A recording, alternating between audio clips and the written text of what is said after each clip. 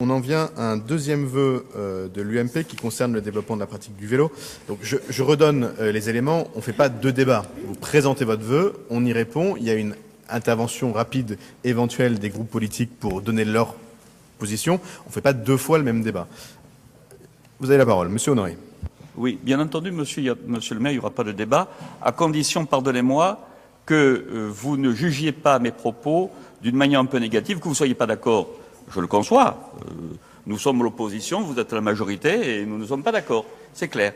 Mais c'est pas la peine d'avoir des petits mots du style absurdité, bêtise, etc. Non, monsieur le maire, c'est pas comme ça. Monsieur Honoré, j'entends cette réflexion. Dans ce cas-là, il n'est pas absolument obligatoire de rapporter de façon particulièrement erronée des propos qui ont été tenus par d'autres. Vous voudrez bien que je réagisse sur les choses que j'entends. Mais on va parler de votre vœu qui concerne le développement de la pratique du vélo à Paris et j'imagine dans le 18e. Mais c'est vous qui dites que c'était erroné. Moi, je maintiens que j'ai raison. Voilà. Donc, vous n'êtes pas d'accord avec moi. Ça ne signifie pas que c'était absurde. Voilà. Eh oui, monsieur, il faut respecter l'opposition. Voilà. Eh bien, vous respectez l'opposition et tout ira bien. Bien. Monsieur Honoré, il s'agit je vous invite... concernant le développement de la pratique du vélo à Paris. C'est un vœu qui va être commun pour tout le Conseil de Paris. Sous le groupe UMP du Conseil de Paris, monsieur Brossat a raison de le faire remarquer. Considérant que le vélo ne représente que 5% des déplacements à Paris, beaucoup de Parisiens et d'habitants de la métropole craignent les conditions de circulation pour leur sécurité. Considérant que sous la dernière mandature, le linéaire d'itinéraire vélo a principalement progressé grâce aux couloirs de bus et à la mise en double sens cyclable des pistes limitées à 30 km/h, que les couloirs de bus sont loin de représenter des itinéraires cyclables protégés, la cohabitation avec les bus et les taxis étant parfois difficile. Considérant qu'il manque à Paris des itinéraires cyclables à forte capacité, facilement identifiables et permettant de traverser rapidement la capitale en limitant les intersections avec les autres usagers de la voirie, considérant que le traitement des carrefours avec les autres modes de déplacement, bus et piétons notamment, doit être amélioré pour permettre aux cyclistes de traverser en toute sécurité des places et carrefours, considérant que 71% des ménages parisiens ne sont pas équipés de vélos, Vélib ne représente que 28% des déplacements à vélo, notamment à cause d'un nombre insuffisant d'emplacements sécurisés, considérant que le vélo à assistance électrique peut constituer une solution plus attractive pour les trajets domicile-travail, considérant que les actions de sensibilisation de tous les usagers de l'espace public doivent être amplifiées en priorité les nouveaux conducteurs, considérant que le cycliste est aussi un acteur de sa sécurité et doit être conscient des dangers encourus par le non-port de casque, le dépassement par la droite, le franchissement des feux rouges, l'utilisation des casques audio ou de kits main libre, considérant qu'il est regrettable que la commission créée par délibération lors de la séance du Conseil d'arrondissement du 29 juin 2009 n'ait pas été réunie de manière régulière, les élus du groupe UMP et citoyens indépendants émettent le vœu que des emplacements de stationnement soient créés sur la voirie chaque année, notamment à proximité de pôles intermodaux, en privilégiant les solutions innovantes comme les consignes automatiques enterrées, que la mutation de la voirie parisienne et notamment les places soient accélérées pour favoriser les cheminements cyclistes en toute sécurité, sas vélo, feu tricolore dédié, tourne à droite et tout droit, cycliste, signalisation facilement mémorisable, que l'aide à l'achat d'un vélo à assistance électrique soit revalorisée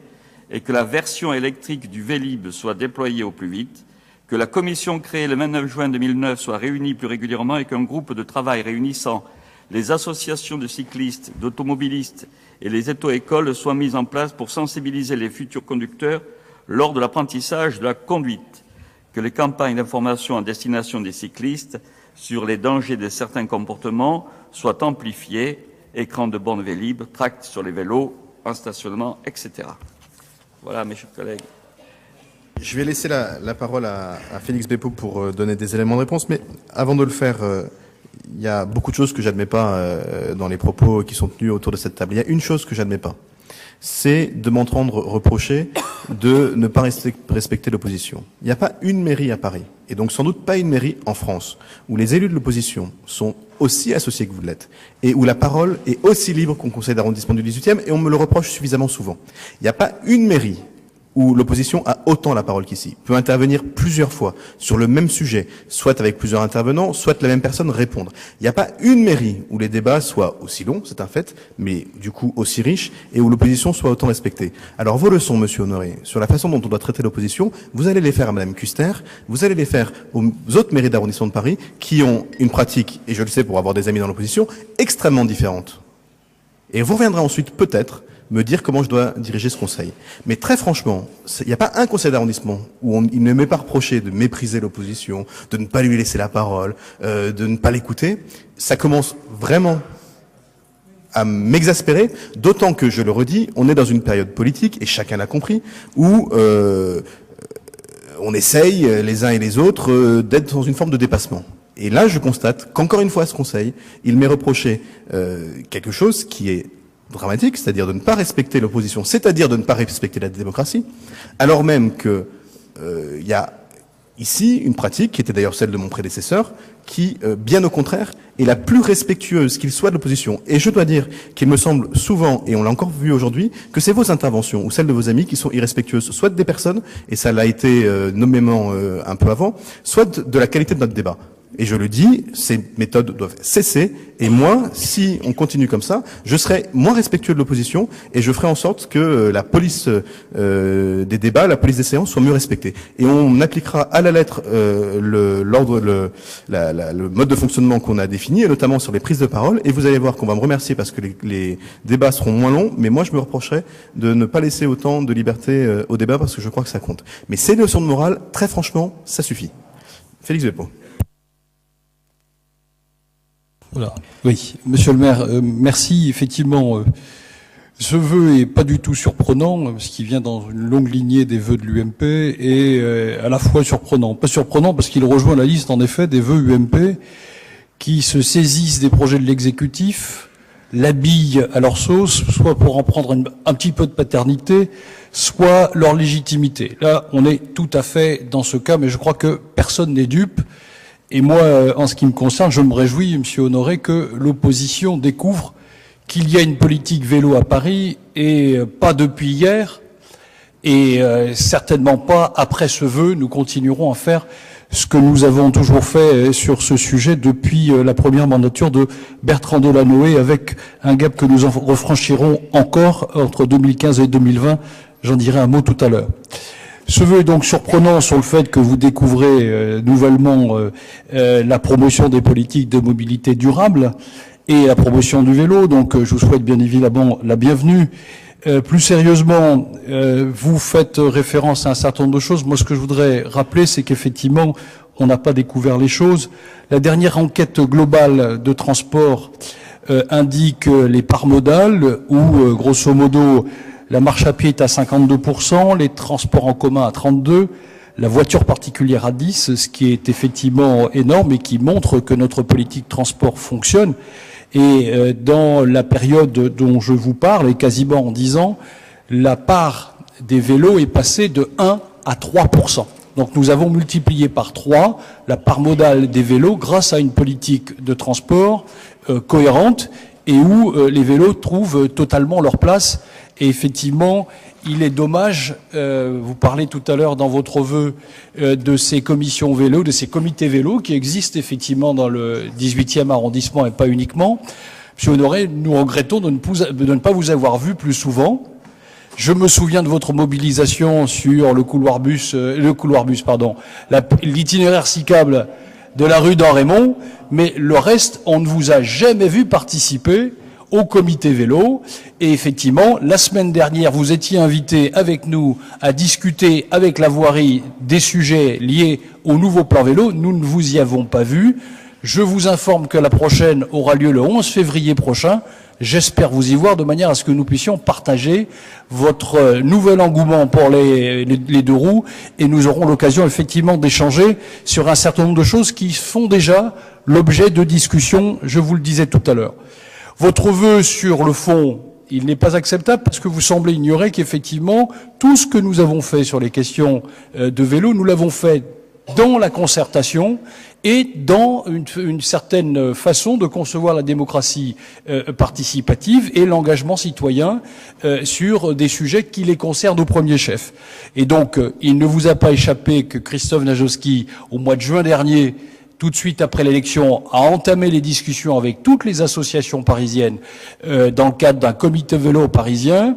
Et également, au mois d'octobre, nous avons lancé une consultation par Internet pour réclamer les avis sur la politique des deux roues que nous souhaitions mettre en œuvre. Et effectivement, cette démocratie citoyenne, apparemment, vous n'y avez pas participé. Vous pensez vous rattraper avec un vœu, pourquoi pas. Il reste que la démarche, elle est engagée depuis l'année dernière, et notre politique en matière de vélo est engagée depuis 2 mandatures, et nous souhaitons effectivement lui faire franchir un cap supplémentaire à travers le nouveau plan vélo qui sera présenté lors du Conseil de Paris du mois de mars prochain, et c'est l'occasion effectivement pour nous de rencontrer, et ça sera le cas le 11 février très localement, les associations qui ont un certain nombre de choses à nous dire et de choses très sérieuses. Alors ça, effectivement, sur le fond et sur la démarche, votre vœu, effectivement, ne répond pas aux choses. Sur le deuxième point, qui est effectivement les propositions que vous faites, alors effectivement, ce sont des propositions qui découvre, si vous me permettez cette expression, l'eau chaude, parce qu'il y a un certain nombre de choses qui sont complètement déjà inscrites et déjà, je dirais, font partie des choses annoncées par Christophe Najowski sur ce plan vélo, et donc vous les reprenez dans votre vœu. J'ai envie de dire, vous êtes bien inspiré, mais en même temps, effectivement, nous aurons l'occasion d'en reparler, et grâce à Dieu, il y a un certain nombre de choses qui avancent très très bien avec les comités vélo qui se sont déjà saisis du sujet.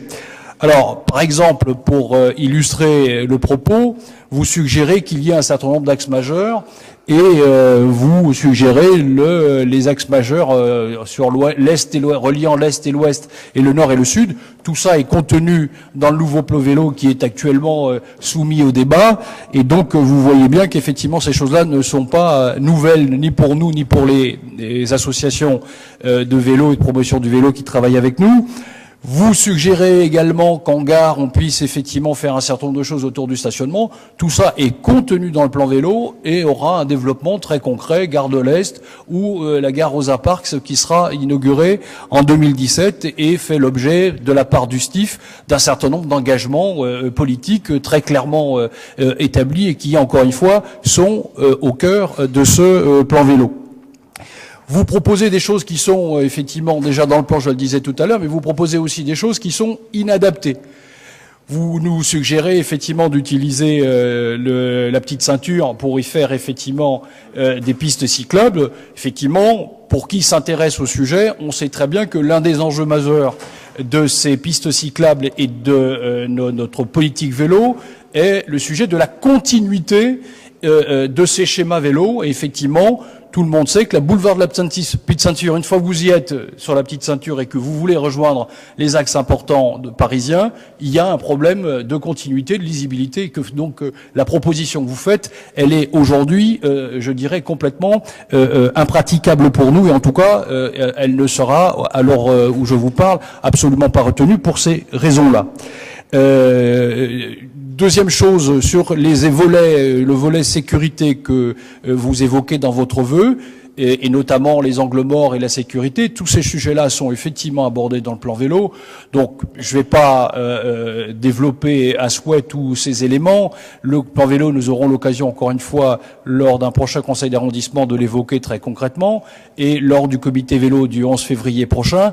Mais voilà, donc tant sur le fond que sur la forme, j'ai envie de dire, votre vœu n'est pas acceptable parce que ça reprend effectivement des choses qui sont déjà très largement débattues. Malheureusement, sans vous, vous venez débattre et participer au débat juste avec un vœu, je crois que ce n'est pas suffisant, et je demanderai effectivement qu'on rejette votre vœu en le votant négativement, bien évidemment. Merci. Didier Guillot a demandé la parole. Y a-t-il d'autres demandes de prise de parole? Donc Didier Guillot, puis Philippe Durand, puis Hugo Touzet. Merci Madame la maire. Tout d'abord, moi, c'est vrai que dans un premier temps, quand j'ai lu ce vœu, je me suis dit, chouette, l'UMP est converti au vélo, je vais peut-être pouvoir le voter. Et puis après, quand on rentre dans le détail, effectivement, on se dit qu'il y a quand même quelques petites choses qui clochent. D'abord, il y en a une que je vois souligner parce que c'est pour le coup une erreur quasiment historique. C'est la phrase sur le considérant sur les couloirs de bus. Je rappelais les choses comme elles se sont déroulées. Dans la première mandature de Bertrand Delanoë, effectivement, on a envisagé une nouvelle forme de piste cyclable qui était les couloirs bus et qui ont été développés très très rapidement dès 2001 dans tout Paris et qui ont plutôt bien fonctionné, qui ont un intérêt avant tout, et je le dis, moi qui suis cycliste quotidien, je fais entre 15 et 40 km de vélo par jour. Pour les vrais cyclistes, entre guillemets, c'est le pied.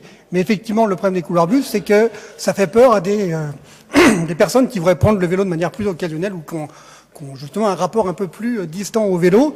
Donc, il fallait effectivement développer de nouveaux secteurs. Or, dans la deuxième mandature de Bertrand Delanoë, donc dès 2008, là, de nouvelles pistes cyclables ont été développées dans tout Paris. Et c'est vrai que j'ai un regret personnel, c'est que cette dynamique qui a été engagée d'abord par Annick Le Petit, qui était élu du 18e, et puis ensuite par Julien Bargeton, c'est vrai qu'on est passé un petit peu à côté, je vous le dis ici très, très tranquillement, on est passé à côté de cette dynamique-là, mais il y a eu tout de même 200 km de pistes cyclables, de très belles, je peux citer celle de la rue Lafayette, je peux citer celle du quai de l'Hôtel de Ville, je peux en citer énormément, toutes celles qui longent le boulevard des Maréchaux qui sont très réussies, ont accompagné le tramway. Bref, il y en a eu 200 km. Dans cette mandature, Christophe Najowski en annonce 700. Donc moi, je fais une règle de 3 très, très simple, et je l'ai dit déjà à la première réunion, et je le maintiendrai vraiment tout au long des discussions sur le sujet. Le 18e, c'est 10% des habitants de Paris et 10% du territoire de Paris. Donc j'espère que pour rattraper ce petit retard que nous avons à l'allumage, nous pourrons engager pas loin de 70 km au moins de pistes cyclables nouvelles dans le 18e, mais de vraies pistes cyclables, effectivement, parce que c'est de ça dont nous avons besoin.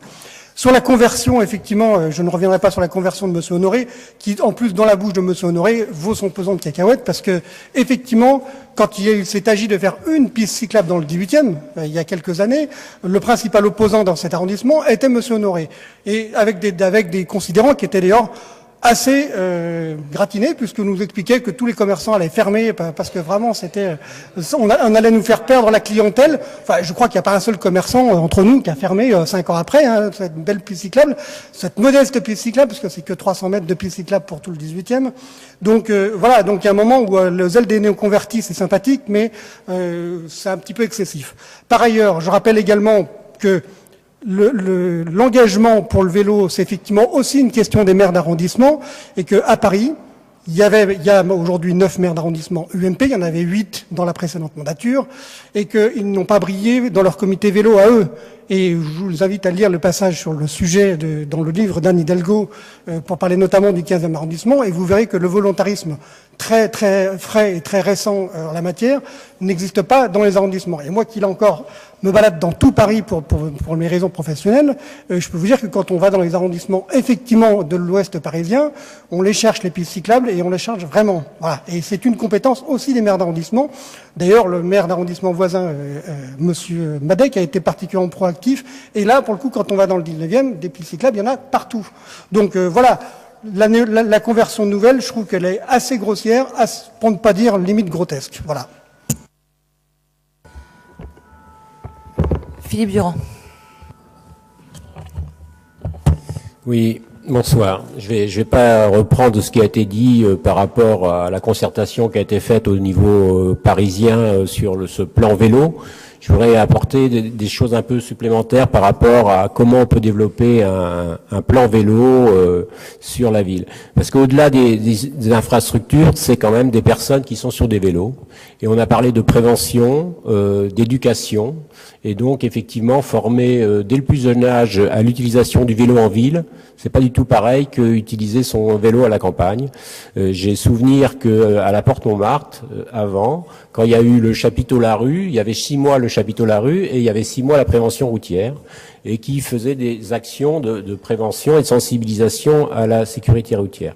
Alors l'avantage, c'est aussi d'apprendre un outil, d'une mobilité dans la ville, mais c'est aussi d'apprendre des règles qui sont le code de la route, qui sont un équipement, qui sont des mesures de sécurité, etc. Et on a parlé tout à l'heure d'éducation, de prévention, etc. C'est aussi une façon de rentrer dans un système d'éducation et de prévention. Par rapport sur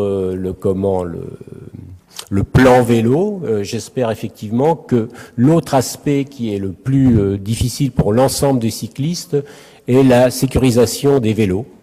Parce que plus ils sont perfectionnés, plus ils sont enviables.